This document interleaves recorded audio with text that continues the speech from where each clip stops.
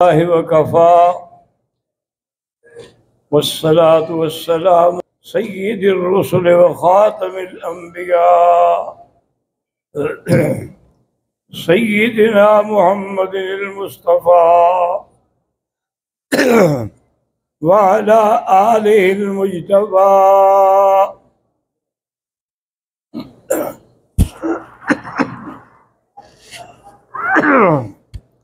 اللهم صل على سيدنا محمد النبي الأمي الهاشمي وعلى آله وأصحابه نجوم الهدى. أما بعد فقد قال الله تبارك وتعالى في القرآن المجيد والفرقان الحميد: أعوذ بالله من الشيطان الرجيم. بسم الله الرحمن الرحيم. يا أيها الذين آمنوا اذكروا الله ذكرا كثيرا وسبحوه بكرة وأصيلا.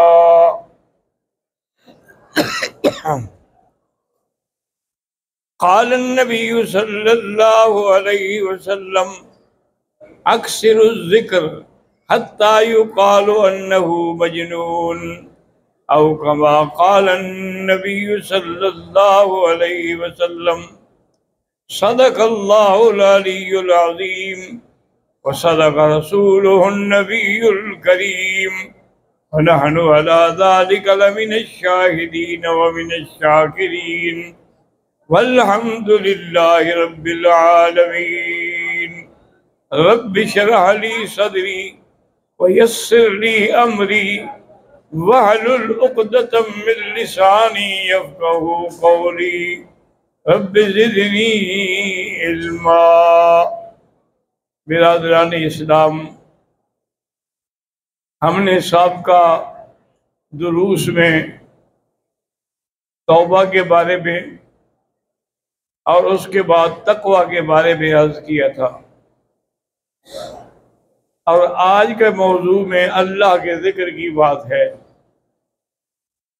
یہ یاد رکھیں کہ جتنی عبادات ہیں ان سب کی روح اور جان اللہ کا ذکر ہے۔ آپ نماز پڑھتے ہیں، اللہ کا ذکر ہے۔ آپ روزہ رکھتے ہیں، اللہ کا ذکر ہے۔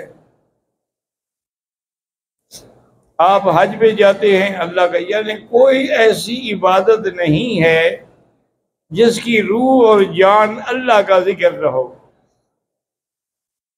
اسی لیے علماء نے لکھا ہے کہ اس پہ توجہ کریں کہ ہر عبادت کی ایک حد ہے کہ بھی 24 گھنٹے میں 5 نمازیں پڑھنی ہیں، پورے سال میں 1 مہینہ روزے رکھنے ہیں، اگر صاحب استطاعت ہے تو زندگی میں 1 دفعہ حج کر لے۔ تو ہر چیز کی ایک حد ہے، لیکن اللہ کے ذکر کی کوئی حد نہیں ہے۔ حکم ہے یذکر اللہ ذکرا کثیرا، رات اور دن ذکر کریں۔ حضور صلی اللہ علیہ وسلم نے فرمایا کہ اتنا ذکر کرو کہ لوگ یہ سمجھیں گے یہ تو کوئی دیوانہ ہے، حالانکہ یہ ذکر والوں کو دیوانہ سمجھتے ہیں۔ دیوانے تو وہ ہیں جن کو ذکر سے نفرت ہو، ذکر کرنے والے جو ہیں وہ تو عقل والے ہیں۔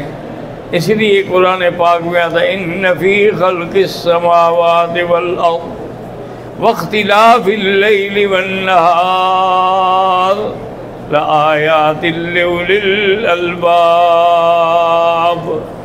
الذین یذکرون اللہ قیاما وقعودا وعلی جنوبہم وَيَتَفَكَّرُونَ فِي خَلْقِ السَّمَاوَاتِ وَالْأَرْضِ۔ اللہ پاک فرماتے ہیں کہ عقل والے تو وہ ہیں جو ہر وقت میرا ذکر کرتے ہیں، وہ عقل والے ہیں، وہ مجنون نہیں۔ اصل عقل والے تو وہی ہیں۔ اس لیے حدیث مبارک میں آتا ہے کہ قیامت کے دن اللہ تبارک و تعالیٰ ان کو نور کے ممبروں پہ بٹھائیں گے، اور اسی طرح ایک اور حدیث میں ہے کہ حکم ہوگا کہ ان کو پکارو جو صاحب عقل ہیں۔ اب لوگ دیکھیں گے بھی صاحب عقل کون ہے، تو بتایا جائے گا کہ الذین یذکرون اللہ قیاما وقعودا، جو رات دن کھڑے بیٹھے سو لیتے اللہ کا ذکر کر رہے ہیں، وہی اولو الالباب ہیں۔ تو اس لیے اللہ ان کو اولو الالباب صاحب عقل کہتا ہے، لیکن جاہل جو ہیں وہ ان کو مجنون کہتے ہیں۔ اور ذکر ایسی چیز ہے،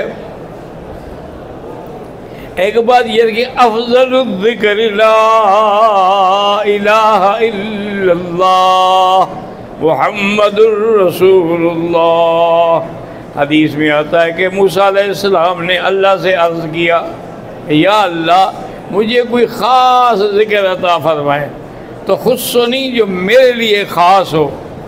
تو اللہ نے فرمایا کہ تم یہ ذکر کیا کرو، لا الہ الا اللہ محمد الرسول اللہ۔ انہوں نے کہا یا اللہ یہ تو سارے ذکر کرتے ہیں، یہ میرے لیے کوئی خاص تو نہیں ہے۔ آپ نے فرمایا لو ملأت السماوات والارض فی کفۃ، اگر آسمان اور زمین ایک پلڑے میں رکھے جائیں اور لا الہ الا اللہ دوسرے پلڑے میں رکھا جائے تو یہ بھاری ہو جائے گا، یعنی پورے آسمان و زمین بھی اس کے برابر نہیں ہو سکتے ہیں۔ تو اس لیے، اور میرے آقا نے جب آپ حج پہ تشریف لے گئے تھے تو عرفات میں فرمایا کہ افضل ما انا قلت والنبیون قبلی، سب سے افضل جو میں نے ذکر کیا اور مجھ سے پہلے انبیاء نے ذکر کیا وہ کیا تھا؟ لا الہ الا اللہ وحدہ لا شریک لہ، لہ الملک ولہ الحمد یحیی ویمیت وہو علی کل شیء قدیر۔ حدیث مبارک میں ہے کہ حضور صبح کی نماز کے بعد اشراق سے فارغ ہو کر بی بی جویریہ کے گھر میں گئے، آپ کی بیوی ہیں، تو وہ ذکر کر رہی تھی، تو آپ واپس آ گئے، اس کو کچھ نہیں کہا۔ آپ کافی دیر کر کے پھر جب چاش کا وقت آیا تو دوبارہ گئے، دیکھا وہ ذکر کر رہی ہیں۔ آپ نے فرمایا تم ابھی تک اسی ذکر میں لگی ہوئی ہو؟ نے کہا ہاں۔ اور فرمایا میں نے 4 کلمات کہے، تمہارے سارے ذکر سے زیادہ ثواب ہے۔ انہوں نے کہا حضور مجھے بھی بتا دیں۔ سبحان اللہ و بحمدہ عدد ملکہ عدد ملکہ ورضا نفسہ ومداد کلماتہ، یہ 4 دفعہ پڑھ تمہارے ذکر کے برابر ہو جائے گا۔ حضور کی خدمت میں صحابہ آئے، غریب صحابہ صفہ والے، جن کے پاس کچھ نہیں تھا، ایک چادر ہوتی تھی اسی کو گلے میں باندھتے تھے، وہی نیچے اوپر وہی ایک چادر۔ حضور کی خدمت میں آئے، کہنے لگے کہ یا رسول اللہ صلی اللہ علیہ وسلم آپ کوئی ایسی نعمت ہمیں عطا فرمائیں کہ نماز ہم پڑھتے ہیں، بڑے آدمی بھی پڑھتے ہیں، روزہ رکھتے ہیں وہ بھی روزہ رکھتے ہیں، لیکن کوئی خاص نعمت ہمیں عطا فرمائیں۔ حضور نے فرمایا کہ تم ہر نماز کے بعد 33 دفعہ سبحان اللہ، 33 دفعہ الحمدللہ، 34 دفعہ اللہ اکبر، لا الہ الا اللہ وحدہ لا شریک لہ، لہ الملک ولہ الحمد یحیی ویمیت، یہ پڑھ لیا کرو۔ انہوں نے کہا ٹھیک ہے۔ کچھ دنوں کے بعد وہ پھر آ گئے، انہوں نے کہا حضور یہ تو ان کو بھی پتہ لگ گیا ہمارے بھائیوں کو، اب انہوں نے بھی پڑھنا شروع کر لیا۔ پھر اللہ کا فضل ہے، جس کو دے اس کو تو میں نہیں منع کر سکتا۔ ذالک فضل اللہ یؤتی من یشاء۔ اور صحیح حدیث مبارک میں ہے، سیاہ کی حدیث ہے کہ کلمتان خفیفتان علی اللسان ثقیلتان فی المیزان حبیبتان الی الرحمن سبحان اللہ و بحمدہ سبحان اللہ العظیم۔ یہ 2 کلمات ہیں، لیکن کتنا بھاری ہے۔ بی بی فاطمہ الزہرا حضور کی خدمت میں آئی، انہوں نے کہا کہ یا رسول اللہ یہ دیکھیں میرے ہاتھوں میں گٹے پڑ گئے ہیں، مشکیزیں کھینچ کھینچ کے، چکی چلا چلا کے، میری پشت پہ دیکھیں داغ پڑ گئے ہیں۔ آپ کے پاس سنا ہے کہ کہیں سے خادم آئے ہیں، تو ایک خادم ہمیں بھی دے دیں جو ہمارے کام میں مدد کرے۔ آپ نے فرمایا بیٹی سبقت کن یتامى بدر، وہ بدر کے جو یتیم تھے نا میں نے ان کو دے دیا ہے، وہ تم سے پہلے سبقت کر گئے، اور تمہیں یہ نہیں کہنا چاہیے اعملی عملک اتق اللہ، اللہ سے ڈرو، اپنے کام خود کرو، اور ہر نماز کے بعد 33 دفعہ سبحان اللہ، 33 دفعہ الحمدللہ، اور 34 دفعہ جو ہے وہ اللہ اکبر لا الہ الا اللہ یہ پڑھ لیا کرو، تمہارے لیے 1000 خادم سے زیادہ بہتر ہے۔ تو بی بی صاحبہ بھی ہمیشہ پھر یہی وظیفہ جو تھا وہ پڑھتے رہیں، اللہ تبارک و تعالیٰ کے ذکر میں مشغول رہیں۔